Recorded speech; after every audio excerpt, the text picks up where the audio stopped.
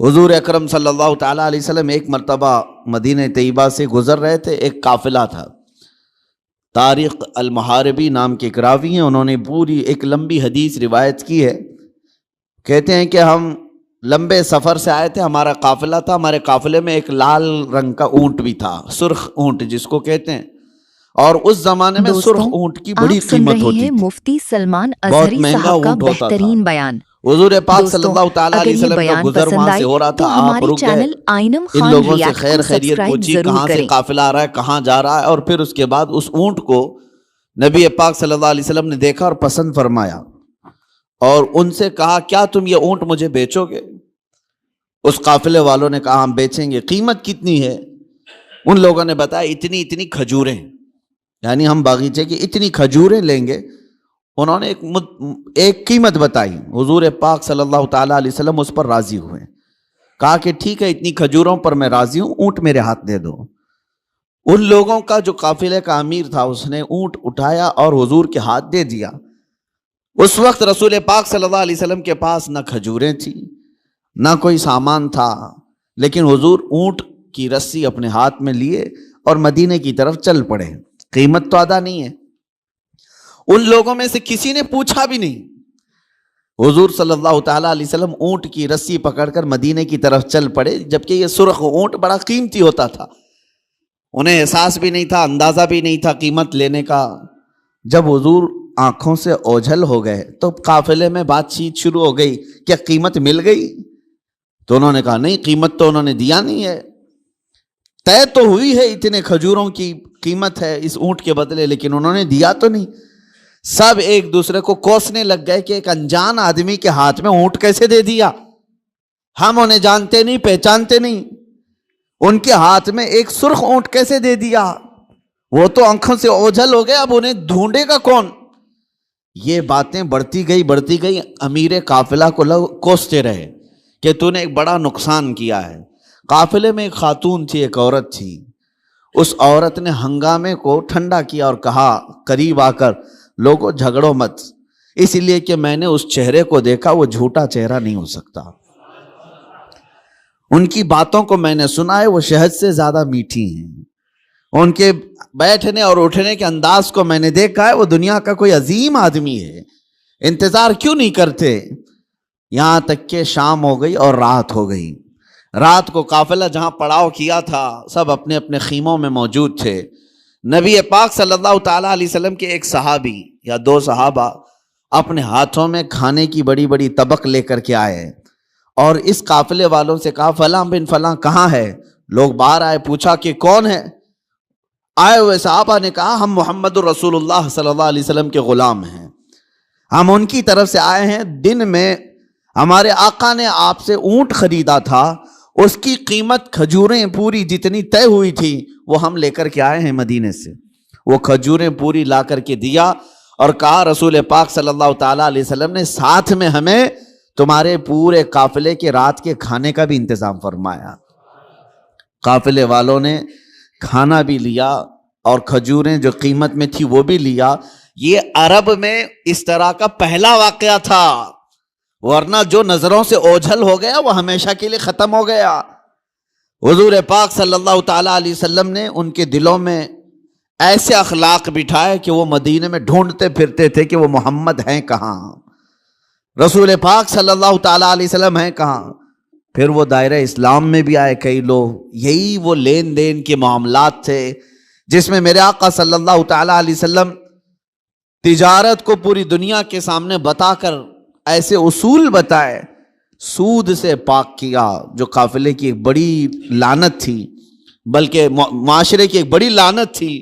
حضور پاک صلی اللہ علیہ وسلم نے فرمایا سود کو میں نے اپنے پیروں سے روند دیا، ختم فرما دیا. سود میں ہوتا کیا ہے آپ کو پتا ہے؟ جس کو آپ بیاج کہیں، بڈی کہیں یا جو بھی نام دے دیں، لیکن بڑھا کر کے لینا، کسی کو قرض دینا اور اس سے بدلے میں بڑھا کر کے لینا.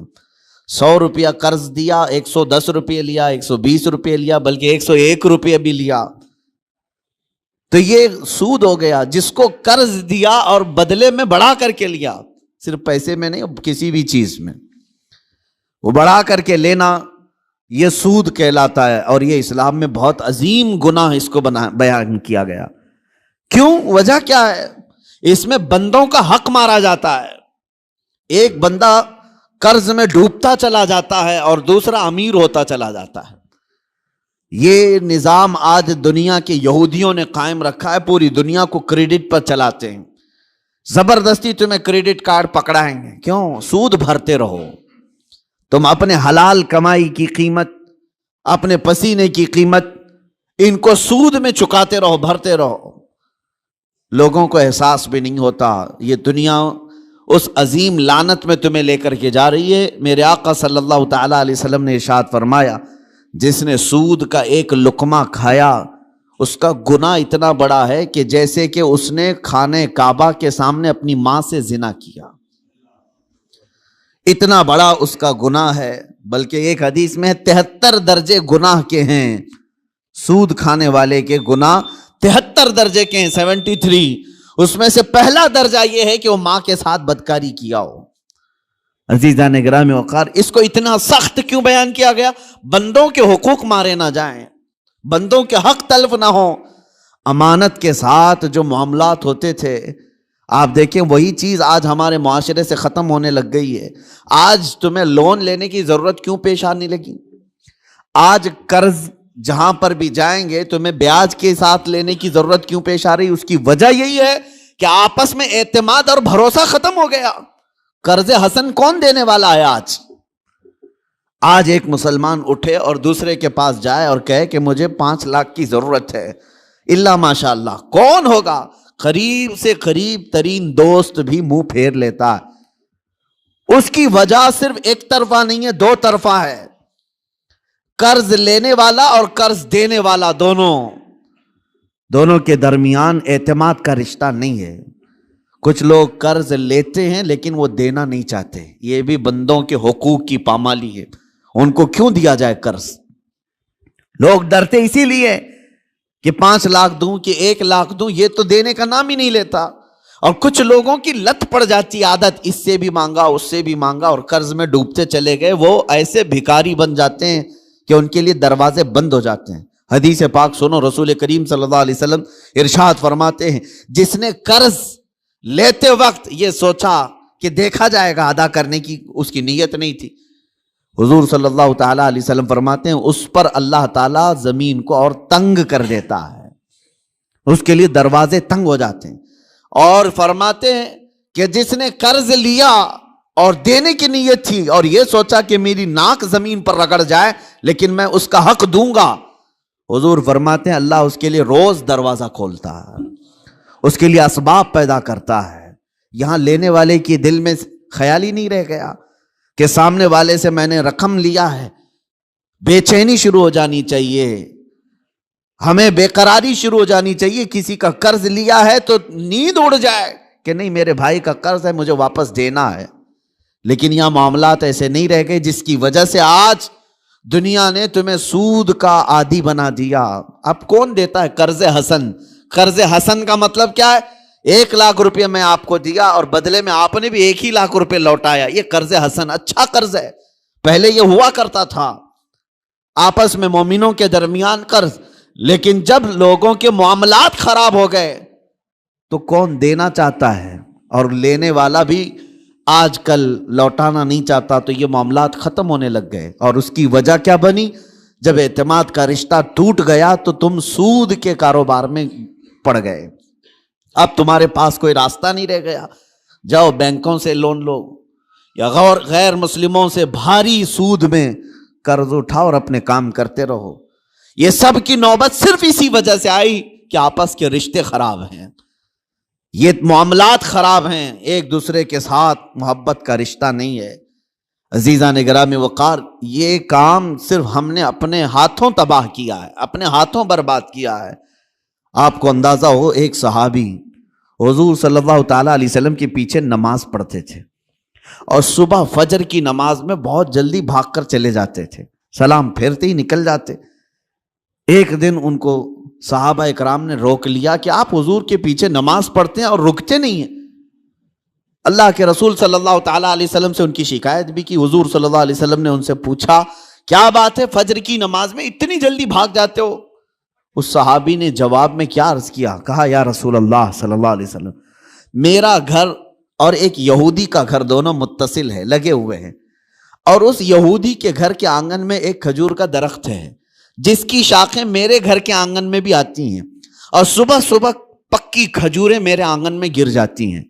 میں اس لیے بھاگ کر جاتا ہوں کہیں میرے بچے جلدی اٹھ کر کے وہ کوئی کھجور کھا نہ لیں۔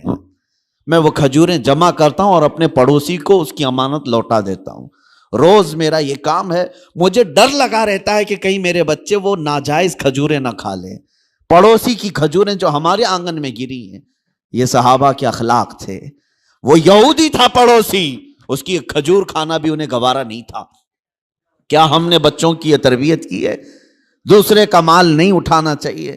یہاں تو بازار میں جا کر بھاؤ تاؤ پوچھتے ہوئے نہ جانے کتنے انگور کھا جاتے ہیں لوگ، پھل پوچھتے پوچھتے کتنے تو چیک کرنے میں کھا جاتے ہیں، جبکہ یہ بھی جائز نہیں، بغیر اس کی اجازت کے، بغیر اس کی اجازت کے تمہارے لیے جائز نہیں ہے۔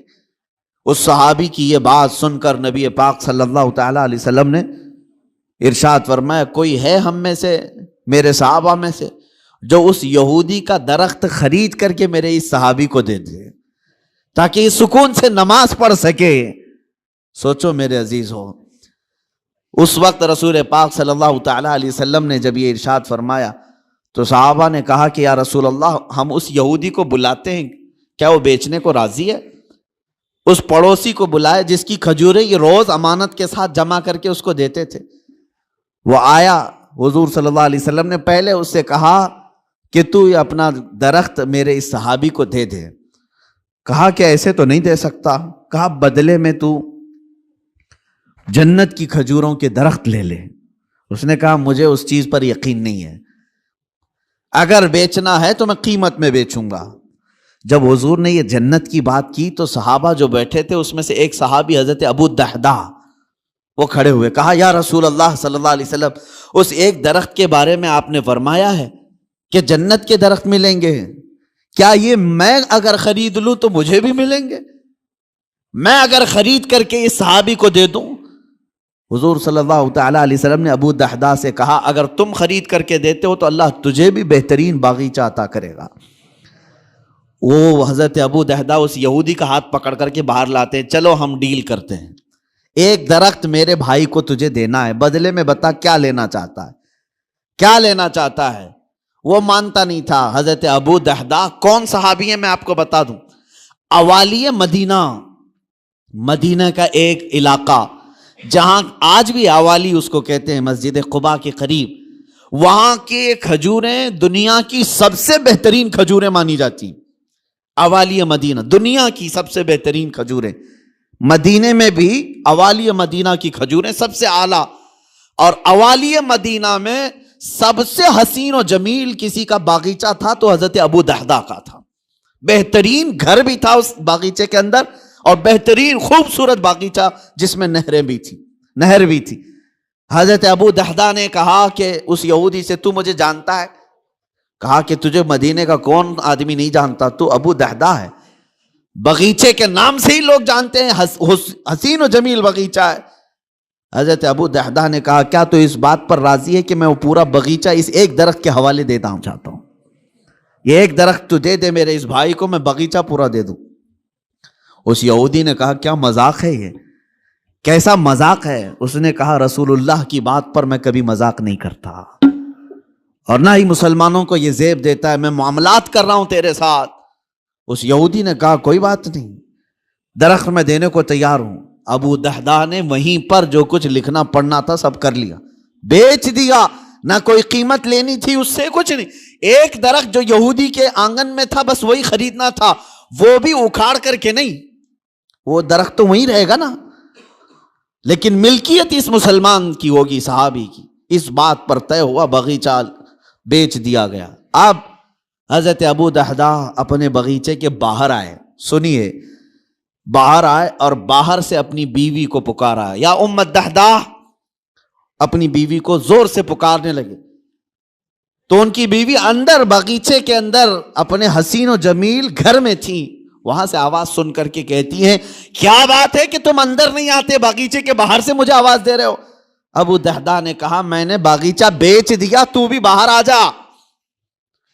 عورتیں تو عورتیں ہوتی ہیں, لیکن وہ کمال کی عورتیں تھیں.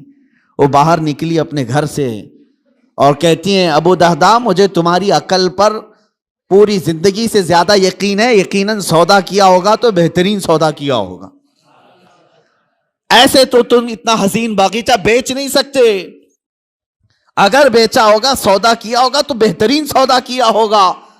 وہ گھر سے اسی وقت نکل آئی. ابو دہدہ گھر باغیچے میں بھی نہیں گئے, گھر میں بھی نہیں گئے. یہودی سے کہا آج سے تیرا ہے یہ باغیچہ. وہ باہر آئی, خاتون پوچھا کتنے میں تم نے یہ باغیچہ بیچا ہے؟ تو حضرت ابو دہدہ نے ہنس کر کے کہا میں نے یہ رسول اللہ کے ہاتھ میں بیچا ہے, جنت کے ایک باغیچے کے حوالے. اللہ تبارک و تعالیٰ کے رسول جسے وعدہ کریں وہ جھوٹا نہیں ہوتا. دہدہ نے ہنس کر کے کہا مجھے میری جان سے زیادہ تمہاری عقل پر یقین تھا, یقیناً تم نے جو سودا کیا وہ دنیا کا سب سے عظیم سودا ہے. چلو یہ نہیں ماتم کیا کہ کیسے بیچ دیا, کس کو کس کی باتوں میں آ کر کے کیا کر دیا. وہ خاتون بھی صحابیہ تھیں, رسول پاک صلی اللہ علیہ وسلم پر ایمان رکھتی. تو باہر آئے یہ دونوں لوگ. اب سنیے, یہودی جو ہے رات کو اپنی بیوی کے پاس آتا ہے اور ہنستا ہے. مسلمانوں سے بڑا بیوقوف میں نے کسی کو دیکھا نہیں. انہوں نے میرے آنگن میں موجود ایک درخت کے بدلے مدینے کا ایک حسین اور جمیل باغیچہ میرے ہاتھ میں دے دیا, لیکن یہ بھی تو دیکھو کہ درخت تو وہ ہمارا ہی رہے گا, وہ ہمارے آنگن میں ہے, درخت کو کون اکھاڑے گا, کون نکالے گا. وہ اپنی بیوی سے رات بھر ہنسی مذاق کرتا رہا کہ مسلمانوں کو میں نے بیوقوف بنا دیا. اور وہ صحابی جو صبح نماز سے فوراً بھاگ کر اپنے گھر آتے تھے کھجوریں چننے کے لیے, آج وہ مسجد نبوی میں حضور کے پیچھے نماز پڑھ رہے ہیں, سکون و اطمینان کے ساتھ نماز پڑھتے رہے. اور اس کے بعد نماز ہو گئی تو حضور صلی اللہ تعالیٰ علیہ وسلم نے صحابہ سے کہا کہ چلو اس صحابی کے ساتھ چلتے ہیں وہ درخت دیکھنے کے لیے, اس لیے کہ کسی کا گمان ہے کہ اس نے مسلمانوں کو بیوقوف بنا دیا. حضور پاک صلی اللہ تعالیٰ علیہ وسلم صحابہ کے ساتھ آئے اور اس صحابی کے گھر کے پاس جو یہودی کے آنگن میں درخت تھا, صحابہ فرماتے ہیں جب ہم قریب پہنچ کر کے دیکھے تو وہ درخت خود اکھڑ کر کے اس صحابی کے آنگن میں آ چکا تھا. خود ان کے آنگن میں وہ درخت موجود تھا.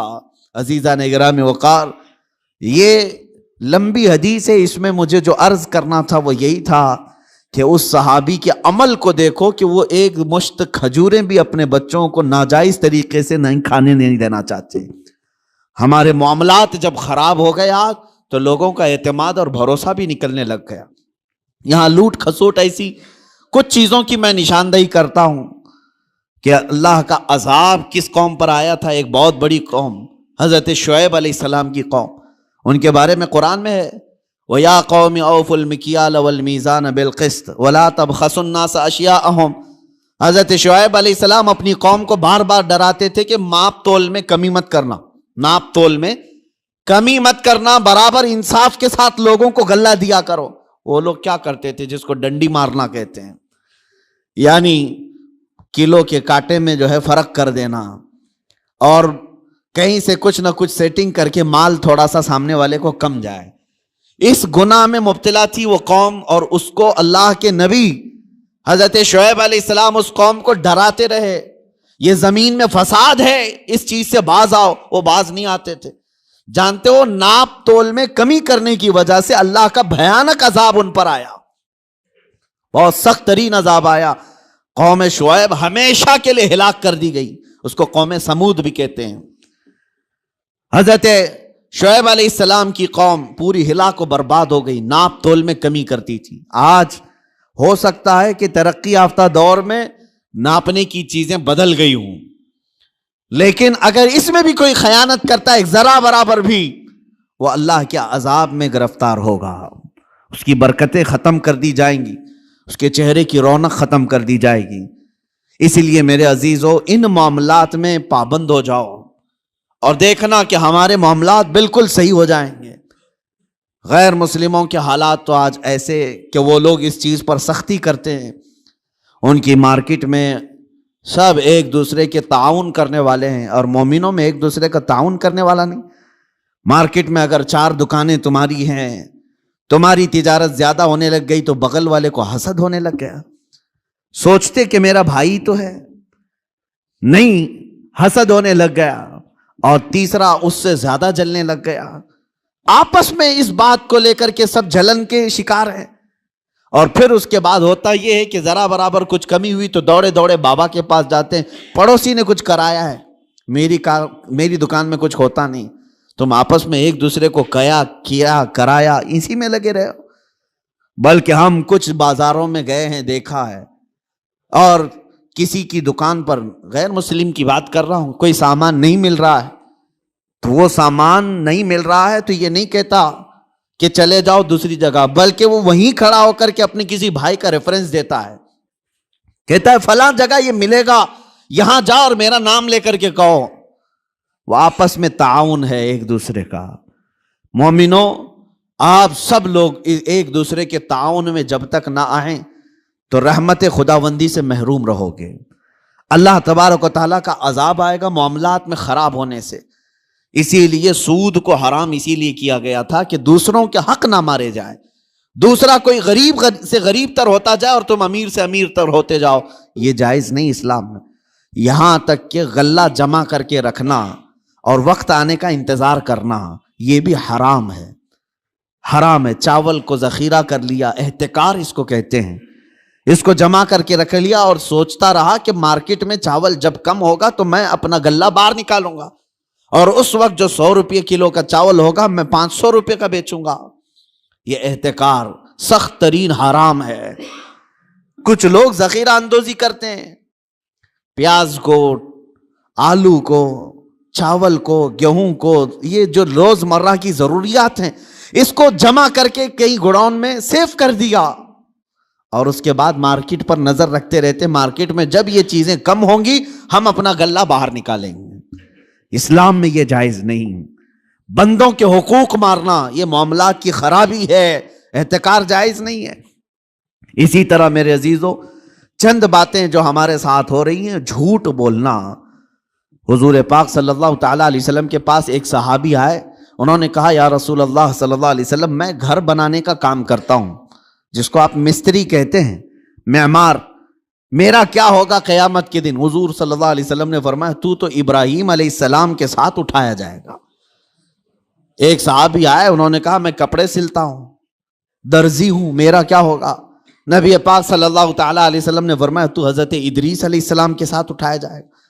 ایک صحابی آئے، انہوں نے کہا کہ میں لوہے کا کام کرتا ہوں، حضور نے فرمایا تو حضرت داؤد علیہ السلام کے ساتھ اٹھایا جائے گا۔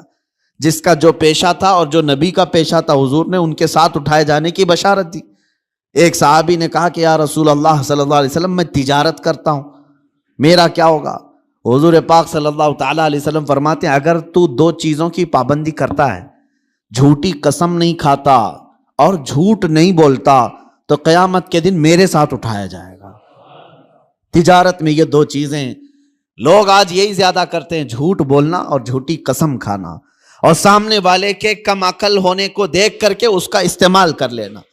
لوگ اس انتظار میں رہتے ہیں کہ ایسا گاہک آئے، ایسا گراہک آئے جس کو معلومات کم ہو تو اسے جلدی ٹوپی پہنا دیا جائے، جس کو خرید و فروخت کا تجربہ نہ ہو اس کو جیسے تیسے بیچ کر کے ختم کر دیا جائے۔ لوگ تو ایسے گراہک کے انتظار میں رہتے ہیں۔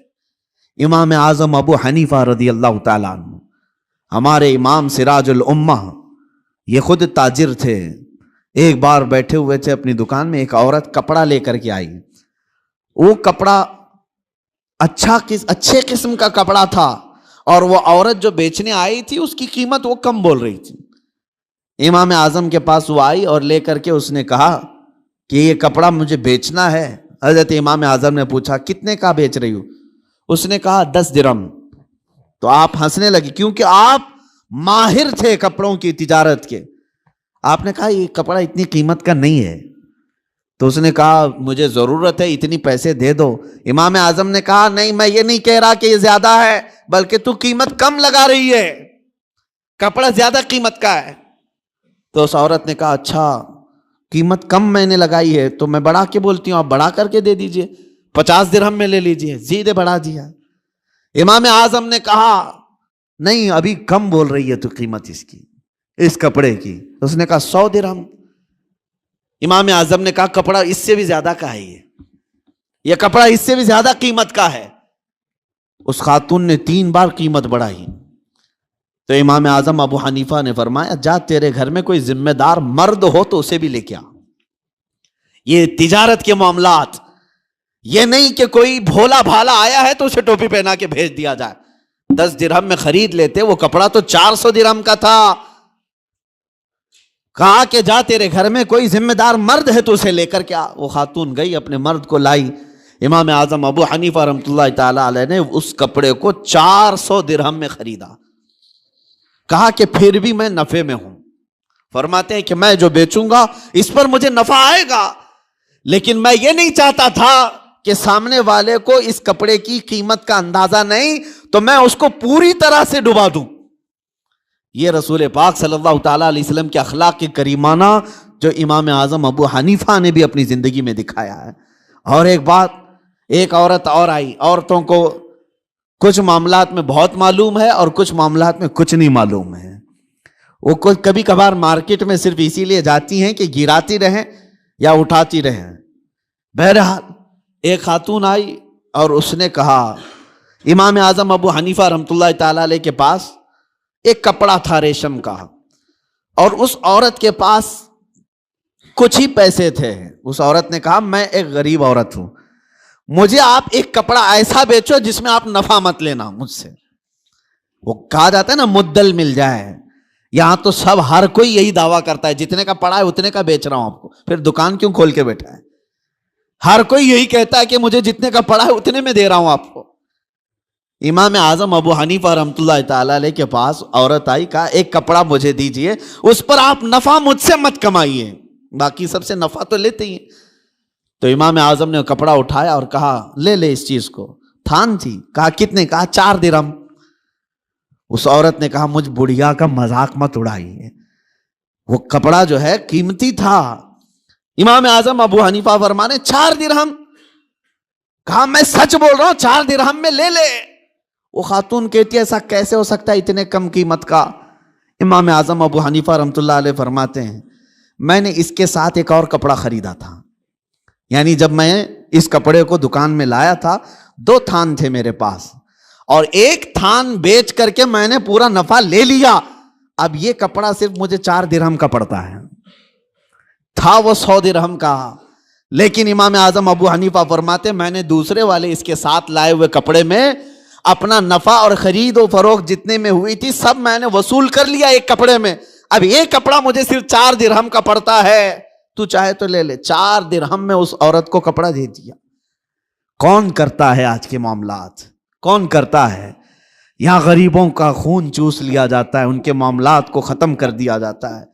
عزیزان گرامی وقار، جب تک یہ احساس تمہارا بیدار رہے کہ مجھے اگر دھوکہ اگر میں دوں گا تو اللہ شاہد ہے، اللہ دیکھ رہا ہے، ہر چیز وہ تمہاری قیامت کے دن لائے گا۔ فَمَن يَعْمَلْ مِثْقَالَ ذَرَّةٍ خَيْرًا يَرَهُ وَمَن يَعْمَلْ مِثْقَالَ ذَرَّةٍ شَرًّا يَرَهُ۔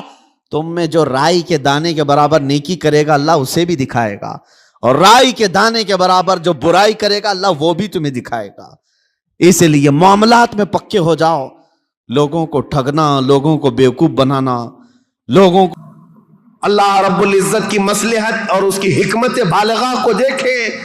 اللہ کریم نے اپنے آخری رسول کے لیے جو زمین منتخب فرمائی وہ افریقہ کی سرزمین نہیں تھی، نہ ہی کوئی ہند کی سرزمین، نہ یورپ کی سرزمین، بلکہ عرب کی سرزمین کو منتخب کیا گیا۔ اس لیے مجھے زمین کا جغرافیہ بتانا ضروری ہے کہ یہ لوکیشن کے اعتبار سے بیچوں بیچ میں آباد ہے، پوری دنیا کا سینٹر کہلاتا ہے۔ اس لیے کہ یہاں سے روشنی نکلے تو پوری دنیا میں پھیلے، یہاں سے نکلا ہوا ابر ہر زمین پر بارش بن کر کے برسے گا، اور برسا بھی۔ اللہ کریم نے مکہ مکرمہ کی سرزمین کو منتخب فرمایا۔ طبیعتیں کیسی تھی، اکھڑ مزاج لوگ تھے، ان کے درمیان میرے آقا کو پیدا کیا۔ اللہ نے اور رسول کریم صلی اللہ تعالیٰ علیہ وسلم جس دن پیدا ہوئے یہ بی بی آمنہ کا گھر تھا، اور رسول کریم صلی اللہ تعالیٰ علیہ وسلم یتیمی کی حالت میں پیدا ہوئے ہیں، باپ نہیں ہیں، ماں پرورش کرتی رہی۔ عربوں کے رواج کے اعتبار سے دادا کی شفقت بہت زیادہ تھی اپنے پوتے پر، کیونکہ بیٹے عبداللہ بہت محبوب نظر تھے، بڑے پیارے تھے، لیکن جب جوانی میں انتقال کر گئے تو حضرت عبد المطلب کو اس کا بڑا صدمہ تھا کہ میرا سب سے محبوب بیٹا عبداللہ مدینے میں انتقال کر گیا۔ تو اپنی بہو حضرت آمنہ اپنے پوتے حضور اکرم صلی اللہ تعالیٰ علیہ وسلم کی پرورش میں جی جان لگا دیا، اتنا لگا دیا۔ آپ کو پتا ہے میرے آقا صلی اللہ تعالیٰ علیہ وسلم کا نام پاک آج کروڑوں مسلمانوں کی آنکھوں کا تارا ہے۔ حضور کا نام جیسے ہی ہم محمد نام لیتے ہیں ہم انگوٹھوں کو چوم کر کے آنکھوں سے لگاتے ہیں۔ یہ نام پاک عام نام نہیں ہے، اس نام پاک کو بزرگان دین تو ایسے تھے کہ حضرت محمود غزنوی کا نام سنا ہے، ان کے خاص وزیر تھے ایاز، ایاز کے بیٹے کا نام تھا محمد۔ محمود جو ہے سلطان محمود اپنے وزیر کے بیٹے محمد کو بہت پیار کرتے تھے۔ ایک دن جو ہے آپ ایاز کے بیٹے کو محمد کہہ کر نہیں بلا رہے ہیں بلکہ کہتے اے ابن ایاز، اے ایاز کے بیٹے ادھر آ جا۔ ایاز نے سن لیا، کہا آج سلطان غضبناک ہوں گے، میرے بیٹے کا نام لے کر کے نہیں پکارا، باپ کے نام سے پکارا ہے۔ بعد میں حاضر ہو کر پوچھا سلطان میرے بیٹے سے کوئی خطا ہوئی، آپ خفا تو نہیں ہے؟ اس کے نام سے نہ پکارتے ہوئے اس کو ابن ایاز کہہ کر پکارا۔ سلطان محمود نے کہا ایاز ایسی بات نہیں، خفا نہیں، بلکہ میں وضو کی حالت میں نہیں تھا، اس لیے تیرے بیٹے کا نام محمد ہے، میں بغیر وضو کے کبھی اس کا نام بھی نہیں پکارتا۔ اور علامہ عبد الرحمن جامی فرماتے ہیں ہزار بار بشویم دہن ز مشک و گلاب ہنوز نام تو گفتن کمال بے ادبیس۔ یا رسول اللہ ہزار بار میں اپنے منہ کو گلاب کے پانی سے، مشک و عنبر کے پانی سے دھو لوں، اس کے بعد بھی آپ کا نام پکارنا میں بے ادبی سمجھتا ہوں۔ یہ علامہ عبد الرحمن جامی۔ میں بات کیوں کہہ رہا ہوں حضور کے نام کی؟ یہ محمد نام کسی اور نے نہیں، حضرت عبد المطلب نے رکھا تھا۔ آپ کے دادا، آپ کے جد امجد جیسی حضور کی پیدائش ہوئی تھی، گھر دوڑے دوڑے آئے تھے بی بی آمنہ کے، اور فوراً اٹھا کر کے گودی میں لے لیا اور خانہ کعبہ کے پاس آئے اور خانہ کعبہ کے سامنے ہاتھ پھیلاتے ہوئے اللہ کی بارگاہ میں عرض کرنے لگے اللہم ھذا ابنی سمیتہ محمدا، اے اللہ دیکھ یہ میرا بیٹا ہے اور میں نے اس کا نام محمد رکھا ہے۔ عرب کے بہت سارے لوگ وہاں موجود تھے، یہ نیا نام تھا ان کے لیے۔ عرب میں جو نام رکھے جاتے ہیں وہ باپ داداؤں کے نام پر چلتے ہیں، وہاں پر نئے نام نہیں رکھتے، خاندانوں کے اپنے خود پرسنل نام چلتے رہتے ہیں، پرٹیکولر نام ہوتے ہیں، وہی نام رکھے جاتے ہیں۔ حضرت عبد المطلب نے نیا نام رکھا تھا تو عرب کے بہت سارے قبیلے آئے اور پوچھا یا عبد المطلب لما سمیتک ابنک ھذا محمدا، اے عبد المطلب آپ نے لما سمیت ھذا محمدا، کیوں آپ نے اس کا نام محمد رکھا ہے؟ تو حضرت عبد المطلب مسکرائے اور کہا تمہیں پتا ہے محمد کا نام کا مطلب کیا ہے، محمد کے میننگ کیا ہے؟ کہا محمد کہتے کسے ہیں؟ محمد اس کو کہتے ہیں جس کی سارے لوگ تعریف کریں، سب سے زیادہ جس کی تعریف کی جائے اس کو محمد کہا جاتا ہے۔ حضرت عبد المطلب نے کہا میں نے اپنے اس بیٹے کا نام محمد اس لیے رکھا ہے کہ جب بھی کوئی نام لے تو نہ چاہتے ہوئے بھی میرے بیٹے کی تعریف ہو ہی جائے۔ آج میرے آقا کی شان میں کسی کو گستاخی کرنا بھی ہو، میرے آقا کا نام محمد لیتا ہے تو پہلے حضور کی تعریف کر ہی رہتا ہے، وہ کر کے ہی رہتا ہے۔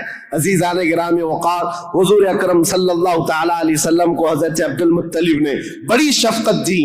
عرب کے مشہور قانون اور وہاں کے دستور کے مطابق کہ عرب لوگ اپنے بچوں کی حفاظت کے لیے، یعنی ان کی زبان کی حفاظت کے لیے دیہاتوں میں بھیجتے تھے کہ ان کی زبان محفوظ رہے۔ شہروں کی زبان جو ہے مکس ہو جاتی ہے، جیسے ممبئی کی زبان، اس کا کوئی عطا پتہ نہیں ہے، اس میں یو پی بھی ملا ہوا ہے اور راجستھان بھی ہے، گجراتی بھی ہے، کرناٹکی بھی ہے، سب ملا کر کے مکس ہو گئی کیونکہ ہر جگہ کے لوگ یہاں پر موجود ہیں۔ یہ شہر ہے اور شہروں میں ہر علاقے کے لوگ آتے ہیں، اپنی اپنی تھوڑی سی باتیں اس میں داخل کر دیتے ہیں اور یہ ایک مکسچر لینگویج بن جاتی ہے۔ اور اس کو پتہ ہی نہیں رہتا اس کی اوریجنل لینگویج کیا تھی. مکہ ایسا تھا کہ ہر جگہ سے لوگ آتے تھے, حج کے لیے آتے تھے اور کئی کئی مہینے رہتے تھے. تو کچھ لوگ عربی جانتے نہیں تھے, کوئی فارسی اس میں داخل کر دیا, کوئی الگ زبان عبرانی داخل کر دیا, سریانی داخل کر دیا. تو وہاں پر زبان کی حفاظت کی بہت ضرورت تھی, کیونکہ اس دور میں سب سے بڑا اگر کوئی عہدہ تھا تو زبان کا تھا. زبان جس کی اچھی ہو وہ عرب میں سب سے زیادہ عزت والا تھا. تو اس کے لیے مائیں اپنے بچوں کی زبان کی حفاظت کے لیے بچپن میں ان کی پرورش مکہ میں نہیں کرتی تھی, باہر بھیجتی تھی. اس رواج کے چلتے ہوئے 6 مہینے کے بعد حضور صلی اللہ تعالیٰ علیہ وسلم 6 مہینے حضرت آمنہ کی گود میں تھے. پھر وہ حلیمہ سعدیہ کے بخت چمکے, نصیبے چمکے کہ وہ دایا تھی بنو سعد قبیلے کی. طائف سے آگے ایک علاقہ بنو سعد آج بھی موجود ہے, طائف سے 80 کلومیٹر دور, وہاں سے وہ آئی تھی. 180 کلومیٹر کا سفر کر کے آئی تھی اور مکہ مکرمہ میں انہوں نے رسول پاک صلی اللہ تعالیٰ علیہ وسلم کو گود لے لیا. تفصیلات میں نہیں بتا رہا ہوں, تاریخ ہے چونکہ, کیونکہ ہم مولد شریف میں تفصیلات بیان کرتے ہیں, یہ تاریخ اسلام ہے, اس کے لیے میں چلتی چلتی مختصر جھلکیاں رکھ رہا ہوں. حلیمہ سعدیہ لے کر گئیں, 2 سال پرورش کر کے واپس لے آئیں حضرت آمنہ کے گھر. حضرت آمنہ اپنے نور نظر کو لے کر ساتھ رہتی. جب حضور کی عمر 6 سال کی ہوئی تھی تو 6 سال کی عمر میں حضرت آمنہ مدینہ نکلی, کیونکہ ان کا ننیحال بھی تھا اور اپنے شوہر حضرت عبداللہ کی قبر بھی وہاں تھی. انتقال کے بعد سے وہ گئی نہیں تھی. تو اپنے بیٹے کے بڑے ہونے کے بعد حضور صلی اللہ تعالیٰ علیہ وسلم کو لے کر کے وہ مدینے گئیں, ننیحال گئیں, اور اس کے بعد یعنی حضور کے ننیحال اور پھر واپسی میں حضرت عبداللہ کی قبر سے ہوتے ہوئے آ رہی تھی. وہاں کی بیماریاں حضرت آمنہ کو بھی جکڑ لیں. ایسی بیمار ہوئیں کہ ابوا ایک جگہ ہے بدر کے قریب, ابوا مدینہ اور مکہ کے بیچ میں. حضرت آمنہ وہ زیادہ دیر آگے چل نہ سکیں, وہیں پر آپ کی وفات ہو گئی. حضور پاک صلی اللہ علیہ وسلم کی عمر پاک 6 سال کی ہے. خود رسول محترم صلی اللہ علیہ وسلم نے اپنے ہاتھوں سے اپنی ماں کو دفن کیا. حضور کے ساتھ اس وقت آپ کے والد کی ایک کنیز تھی ام ایمن, یہ ساتھ رہتی تھیں. اور بس حضور صلی اللہ تعالیٰ علیہ وسلم واپس مکہ جب آئے, حضرت عبد المطلب کو جیسے پتا چلا کہ حضرت عبداللہ کی بیوی آمنہ بھی انتقال کر گئیں, وہ فرط غم میں, جوش غم میں حضور صلی اللہ تعالیٰ علیہ وسلم کو ایسے قریب کر لیے کہ ایک لمحے کے لیے بھی اپنے آنکھوں سے اوجھل نہیں ہونے دیتے. لیکن ہوا کیا, مشیت عز دی جو چاہے. 8 سال کی عمر تھی میرے آقا کی, دادا حضرت عبد المطلب بھی فوت ہو گئے. یہ دور گزرتا گیا. دادا حضرت عبد المطلب نے اپنے انتقال سے پہلے اپنے بیٹے حضرت عبداللہ کے سگے بھائی جناب ابو طالب کے حوالے کر دیا تھا اپنے اس پوتے کو. حضور صلی اللہ تعالیٰ علیہ وسلم کو جناب ابو طالب کے حوالے کر دیا اور کہا کہ تم اس کی نگرانی کرنا. تو جناب ابو طالب نے ایسی نگرانی کی کہ ابو طالب کے گھر میں بیٹے تو ہوئے, ان کے بیٹے عقیل ہیں, ان کے بیٹے جعفر ہیں, ان کے بیٹے حیدر کرار, علی و مرتضیٰ ہیں, لیکن حضور صلی اللہ تعالیٰ علیہ وسلم کی پرورش میں ایسا کمال کا کردار ادا کیا کہ اپنے بیٹوں کو بھی کچھ نہیں سمجھتے حضور کے آگے, حضور اکرم صلی اللہ علیہ وسلم کے آگے. ایک روایت جو ہے بدن میں رونگٹے کھڑے کر دیتی ہے. میں آج بھی بحث نہیں کروں گا ایمان ابو طالب کے متعلق, ہمارا قتل الآراء بحثوں میں سے ہے, ہمارا ٹاپک آج تاریخ اسلام ہے. لیکن ان کی پرورش کا انداز ایسا تھا. صرف ایک بات اگر میں بتا دوں, شعب ابی طالب میں جب 3 سال تک مکہ والوں نے حضور صلی اللہ علیہ وسلم کا بائیکاٹ کیا تھا, سوشل بائیکاٹ, کبھی بھی حملہ ہونے کا اندیشہ رہتا تھا کہ لوگ آ کر کے حضور کو قتل نہ کر دیں. رات کے وقت, کیونکہ عرب اتنے دشمن تھے رسول پاک صلی اللہ علیہ وسلم کے اعلان نبوت کی بات کر رہا ہوں, یہ روایت بیچ میں عرض کر رہا ہوں. جناب ابو طالب رات کے وقت جب حضور سو جاتے تھے تو ان کو اٹھا کر کے دوسری جگہ سلاتے اور حضور صلی اللہ علیہ وسلم کی جو جگہ خاص تھی, حضور کی جو چادر تھی, اس جگہ اپنے بیٹے کو سلا دیتے تھے. اور یہ کہتے ہماری نیند کے وقت میں اگر کوئی دشمن آ کر حملہ بھی کرے تو محمد پر حملہ نہ ہو, میرے بیٹے پہ حملہ ہو. یہ کمال کی شفقت کے ساتھ انہوں نے پرورش کی ہے رسول اللہ صلی اللہ علیہ وسلم. جب آپ کی عمر پاک 12 سال کی تھی, حضور اکرم صلی اللہ علیہ وسلم کی, جناب ابو طالب کے ساتھ آپ تجارت کے لیے نکلے.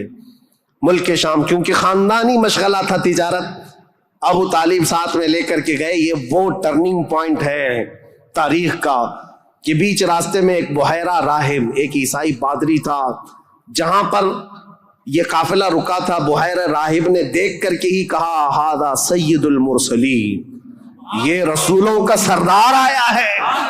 عیسائیوں نے پوچھا تمہیں کیسے پتا؟ کہا میں نے ان کو دیکھا، یہ 12 سال کی عمر کے، جب یہ آ رہے تھے رات کے وقت پہاڑوں کے اوپر سے اتر رہے تھے، میں نے دیکھا کہ سارے پہاڑ سارے جتنے بھی درخت ہیں وہ اس 12 سالہ لڑکے کے لیے سجدے میں گرے ہوئے ہیں۔ اور میں نے دیکھا کہ دن میں یہ جب چلتے ہیں تو سورج کی روشنی ان پر نہیں پڑتی، بادل کا ایک سایہ ان کے اوپر سایہ بنائے ہوئے چلتا ہے، بادل کا ایک ٹکڑا سایہ بنائے ہوئے چلتا ہے۔ یہ بحیرہ راہب نے ابو طالب کو بلا کر پوچھا یہ کون ہے؟ کہا میرا بھتیجا ہے۔ کہا میری ایک بات سن لو، اچھا ہوگا کہ تم ان کو ملک شام مت لے جانا، وہاں یہودی ہیں، وہ ان کے قتل کے در پہ ہو جائیں گے، کیونکہ وہ اس انتظار میں ہیں کہ آخری نبی ان کے خاندان میں پیدا ہوگا، یہ تو تمہارے خاندان کا نصیبہ ہے، اگر تم لے جاؤ گے تو یہودی قتل کر ڈالیں گے، تم یہیں سے ان کو واپس مکہ لے جاؤ۔ جناب ابو طالب گھبرا گئے، ڈر گئے، کہا کہ میں اپنے اس بھتیجے کو ملک شام نہیں لے جاؤں گا۔ بیچ راستے سے ہی رسول پاک صلی اللہ تعالیٰ علیہ وسلم کو لے کر وہ مکہ واپس آئے۔ یہ وہ بشارت تھی، 40 سال کے بعد حضور نے اپنی نبوت کا اعلان فرمایا، لیکن خبریں تو 12 سال سے ہی مشہور ہو چکی تھی، خبریں ہو چکی تھیں۔ بحیرہ راہب نے یہ کہا۔ اس کے بعد حضور پاک صلی اللہ تعالیٰ علیہ وسلم تجارت کو اپناتے رہے۔ جب آپ کی عمر پاک 25 سال کی تھی تو مکہ مکرمہ کی ایک معزز خاتون، بڑی مالدار خاتون تھی، حضرت خدیجہ، جن کے 2 شوہروں کا انتقال ہو چکا تھا، اب وہ کسی سے شادی کرنے کے موڈ میں کبھی نہیں تھی، لیکن وہ بڑی مالدار تھیں۔ انہوں نے اپنا مال تجارت کسی کو دے کر کے انویسٹ کروا کر کے تجارت کرواتی تھیں۔ جب ان کو پتا چلا محمد صلی اللہ علیہ وسلم بڑے امانت دار ہیں، بڑے ہی دیانت دار ہیں، تو اپنا مال ان کو دیا اور کہا کہ تم تجارت کرو اور نفع کما کر کے لے آؤ۔ رسول پاک صلی اللہ علیہ وسلم ان کا مال تجارت لے کر ملک شام گئے اور اتنا نفع ہوا اس مال میں۔ واپس جب آ رہے تھے تو حضرت خدیجہ کا ایک غلام میسرہ تھا، حضرت خدیجہ نے کہا تھا میسرہ تم ہمیشہ محمد پر نظر رکھنا، دیکھتے رہنا یہ کیسی کیسی تجارت کرتے ہیں، کتنا نفع کرتے ہیں، اسی لیے نہیں کہ خرد برد ہوگا، اس لیے کہ مدد کے طور پر۔ جب یہ قافلہ واپس مکہ آ رہا تھا، اب پھر ٹرننگ پوائنٹ ہے یہاں پر، حضرت خدیجہ اپنے گھر کے بالا خانے پر بیٹھ کر کے اپنا نفع شدہ قافلہ جو مکہ میں داخل ہو رہا ہے اس کو دیکھنے کے لیے بیٹھی ہوئی تھی۔ بڑا گھر تھا، بڑا محل تھا، جب وہ اوپر سے نظارہ کر رہی تھی وہیں سے دیکھ کر کے وہ گرویدہ ہو گئی کہ اتنی دور سے دیکھ رہی تھی، قافلہ صاف نظر نہیں آ رہا تھا لیکن چہرہ محمد سب سے زیادہ چمکتا ہوا نظر آ رہا ہے۔ حضرت خدیجہ کہتی ہے میں نے چاند کو بھی اتنا تیزی سے چمکتے نہیں دیکھا جس طرح ملک شام سے یہ لوٹتا ہوا قافلہ محمد کا چمکتا ہوا چہرہ لے کر آ رہا تھا۔ حضرت خدیجہ کہتی ہے عجیب حالت تھی، قافلہ تو تجارت کر کے آ رہا ہے لیکن میں نے دیکھا اس قافلے کے اوپر جو دھوپ کا وقت ہے اس وقت آسمان کا ایک ٹکڑا، بادل کا ایک ٹکڑا سایہ بن کر کے چلتا ہوا آ رہا ہے، جس طرف محمد جا رہے اس طرف وہ ٹکڑا بھی چلتا جا رہا ہے، آگے پیچھے نہ جانے کون سی مخلوق چل رہی تھی۔ حضرت خدیجہ کا دل یہیں سے بے قرار ہوا۔ ملک شام سے تجارت کر کے واپس آنے کے بعد جبکہ حضرت خدیجہ کی 2 شادیاں آلریڈی ہو چکی تھی، انتقال ہو چکے ان کے شوہروں کے، 40 سال کی عمر ہو چکی تھی، شادی کرنے کا کوئی خیال نہیں تھا، لیکن حضور پاک کے چہرے پاک کو دیکھنے کے بعد، ان کی خصوصیات دیکھنے کے بعد نفع لیتے ہی آپ نے پیغام بھیج دیا محمد صلی اللہ تعالیٰ علیہ وسلم سے، کہا کیا آپ مجھ سے نکاح کرنا چاہیں؟ وہ روح محمد صلی اللہ تعالیٰ علیہ وسلم کی گرویدہ خاتون، ان کا پیغام پہنچتے ہی رسول پاک صلی اللہ تعالیٰ علیہ وسلم نے خود سے قبول نہیں کیا، اپنے چچاؤں اور پھوپھیوں کے درمیان اس مسئلے کو رکھا۔ जनाब अबू तालिब थे, सारे फूफियाँ और चचा बैठे, उनके सामने रखा कि हजरत खदीजा के पैगाम निकाह आया हुआ है। सारे लोगों ने कहा तुम्हें पता है खदीजा पूरे मक्का में ताहिरा के नाम से जानी जाती हैं, सबसे पाकीज़ा खातून। इज्जत तो ऐसी थी कि अदना सा अदना आदमी भी और ऊंचा से ऊंचा आदमी भी हजरत खदीजा की तरफ चेहरा उठाकर नहीं देखता, उनकी इज्जत बड़ी थी। कहा कि अगर मोहम्मद तुम्हारे लिए उनकी तरफ से पैगाम आया है तो कबूल कर लो। रसूल पाक सल्लल्लाहु ताला अलैहि वसल्लम ने जवाब भेजा कि मुझे बताया गया है कि मक्का में सबसे शरीफ खातून अगर कोई है तो खदीजा का नाम है। मेरे अजीजों, खातून शरीफ क्यों ना होगी? इसलिए कि जिसके पेट से पैदा होने वाली बेटी फातिमतुस ज़हरा हो, सैयदा कायनात हो, तो फिर माँ का आलम क्या हो सकता है? अल्लाह करीम ने ये इंतखाब फरमाया था।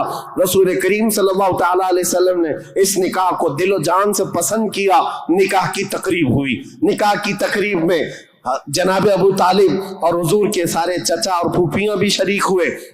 खुतबा निकाह का खुतबा जनाब अबू तालिब ने पढ़ा था। वो खुतबा आज भी मौजूद है जो मेरे आका सल्लल्लाहु ताला अलैहि वसल्लम के पहले निकाह में खुतबा हुआ था। इस खुतबे के बाद निकाह मुकर्रर होने के बाद रसूल करीम सल्लल्लाहु ताला अलैहि वसल्लम की ये शरीक हयात, ये रफीक हयात, ये महबूब रब्बुल आलमीन सैयदा खदीजा हुजूर की ऐसी वफा शियार खातून बनकर के रही कि अल्लाह की कसम आज भी पूरी रोए जमीन पर जो मेरे आका की औलाद सादात के नाम से जानी जाती है वो कहीं और नहीं, वो खदीजा की पेट से पैदा होने वाली औलाद है। हजरत खदीजा के बतन से मेरे आका की 6 औलाद हुई, 3 बेटे और 3 बेटियां। रसूल करीम सल्लल्लाहु ताला अलैहि वसल्लम की 6 औलाद की माँ हजरत खदीजा है। ये बड़ी उल्फत और मोहब्बत की जिंदगी गुजरी है मेरे आका सल्लल्लाहु अलैहि वसल्लम की। लेकिन जब मेरे आका की उम्र पाक 50 साल की हुई और हजरत खदीजा की उम्र उस वक्त तकरीबन आप अंदाजा कर सकते हैं 25 साल ज्यादा थी, 75 साल की खातून थी। 75 साल की खातून, अल्लाह अकबर, 75 साल की खातून किसको कहते हैं? उम्र का वो पड़ाव जिसमें बूढ़ा अपने आज़ा से मजबूर हो जाता है और उसके पट्टे जवाब दे जाते हैं, चलना फिरना दुभर हो जाता है। लेकिन कसम खुदा की जब मैं ये रिवायत पढ़ता हूँ कि जब रसूल करीम सल्लल्लाहु ताला अलैहि वसल्लम 3000 फीट ऊंची पहाड़ी गारे हिरा में जाकर इबादत करते थे, कभी 2-2 दिन तक नहीं आते थे, तो 75 साल की ये खातून दिन में 2 मरतबा पहाड़ी पर जाती थी खाना लेकर के और उतरती थी।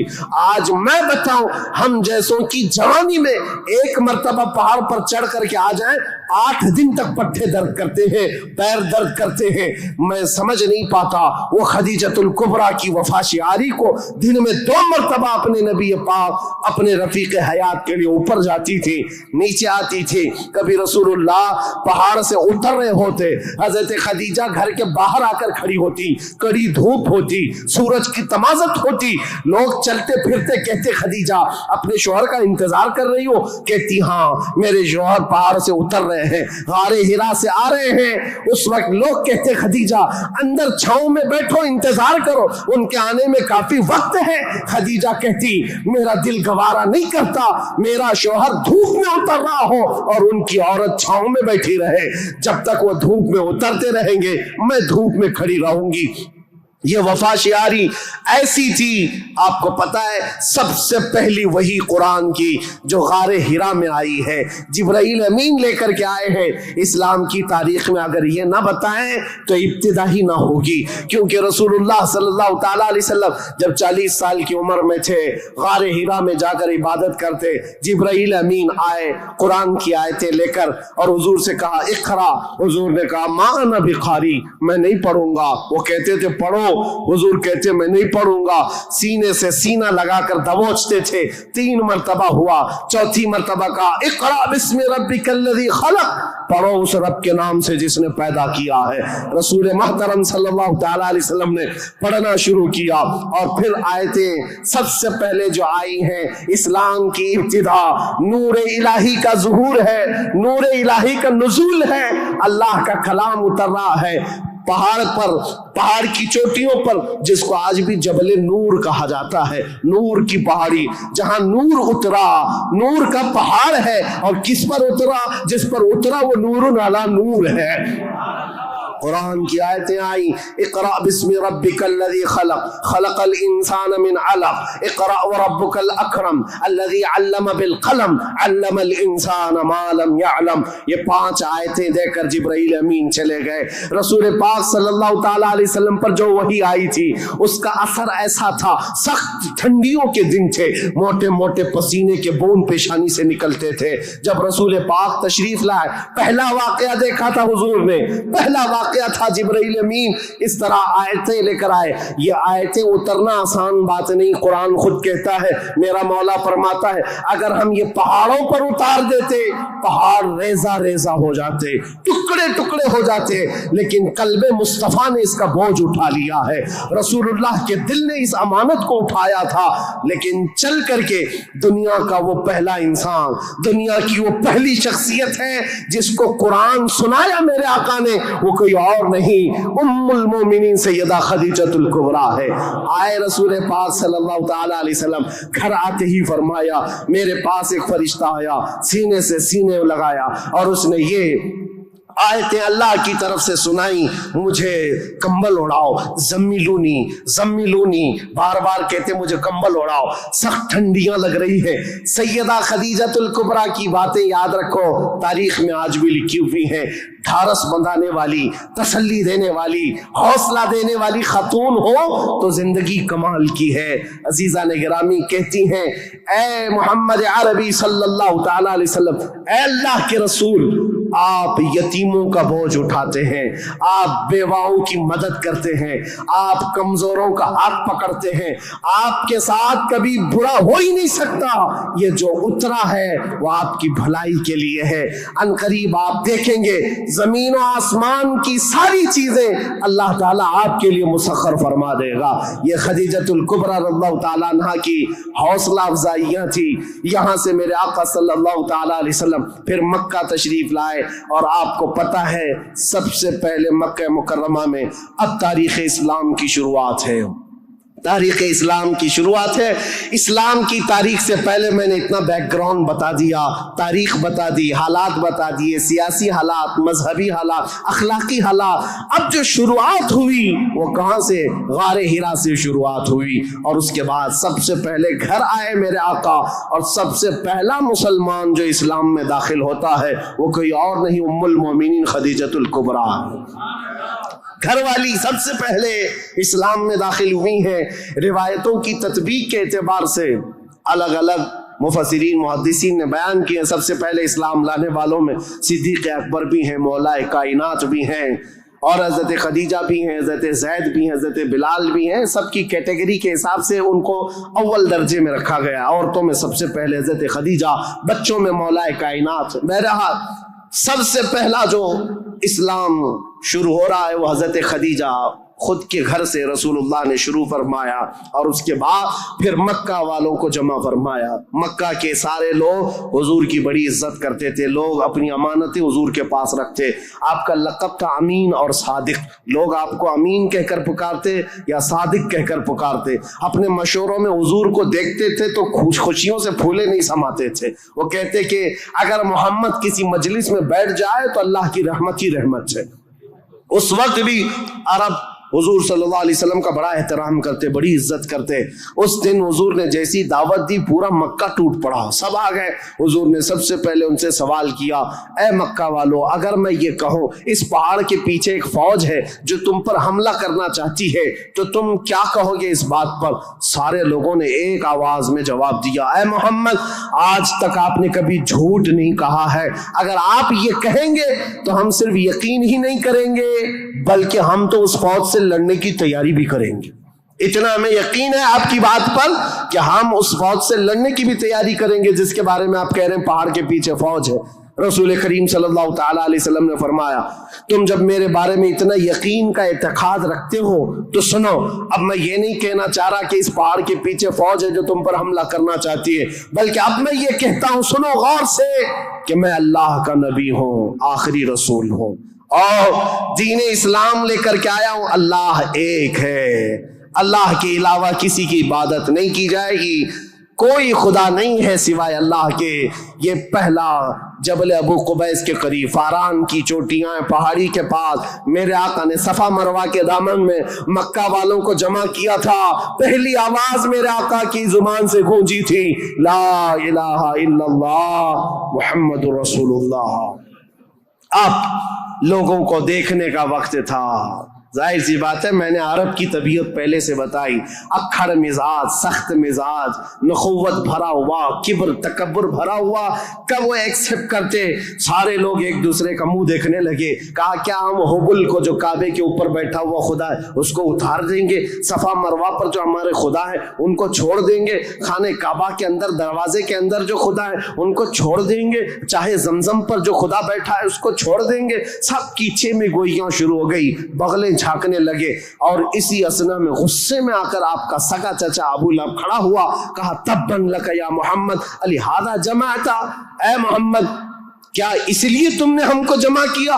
برا ہو تمہارا، تمہارے ہاتھ ٹوٹ جائیں۔ یہ پہلا جملہ تھا جو ناز قلب مصطفیٰ کریم صلی اللہ تعالی علیہ وسلم کے نازنین قلب پر اترا۔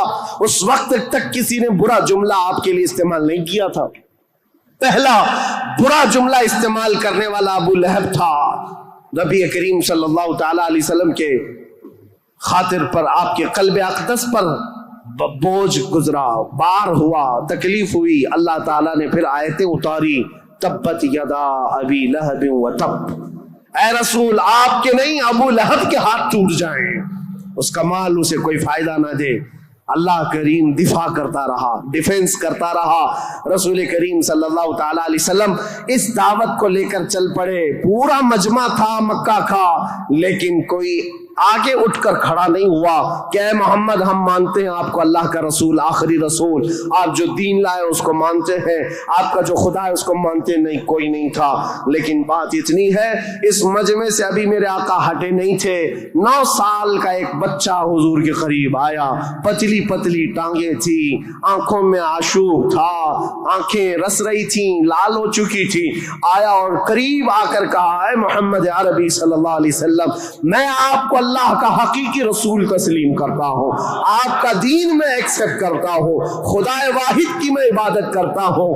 حضور اکرم صلی اللہ علیہ وسلم نے اس 9 سال کے بچے کو سینے سے لگایا اور دعا کی، مولا اس بچے کی ٹانگوں میں، اس کے بازوؤں میں تو طاقت عطا فرما اور اس کو دین کا عظیم سپاہی بنا۔ میرے آقا کی یہ دعا تھی۔ 9 سال کا وہ کمزور بچہ جو سب سے پہلے حضور کی دعوت پر لبیک کہا تھا، آج پوری دنیا شرق و غرب، شمال و جنوب میں اس کو اگر پکارتی ہے تو اسد اللہ الغالب، شیر خدا حیدر کرار کے نام سے جانتی ہے۔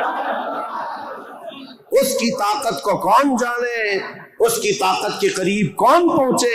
لا فتح الا علی، لا سیف الا ذوالفقار۔ اس حیدر کرار کو جو طاقت و قوت تھی، جو خیبر شکن ہے، پھاٹک کو اکھاڑ کر پھینک دینے والا، مرہب کے لوہے والے لباس پر تلوار کی ایک ضرب لگا دے تو اس کے سر سے لے کر سینے تک ٹکڑے کر دینے والی تلوار رکھنے والا، یہ طاقت کہیں اور سے نہیں، یہ دعائے مصطفیٰ سے ملی ہوئی ہے۔ السلام علیکم ورحمۃ اللہ وبرکاتہ۔ دوستوں، امید ہے یہ بیان آپ کو بہت زیادہ پسند آیا ہوگا۔ اگر یہ بیان پسند آیا ہو تو ہمارے چینل آئنم خان ریاکٹ کو سبسکرائب کرنا اور ویڈیو کو لائک کرنا اور ویڈیو کو اپنے دوستوں تک شیئر کرنا بالکل نہ بھولیں۔ بیان کیسا لگا ہمارے کمنٹ باکس میں اپنی رائے دیں۔ دوستوں، ہم آپ کے سامنے روزانہ مفتی سلمان اظہری صاحب کے نئی ٹاپک پر بیان لاتے رہیں گے۔ دوستوں، آپ سے گزارش ہے، ہمارے چینل آئنم خان ریاکٹ کو سبسکرائب ضرور کریں۔ جزاک اللہ خیر۔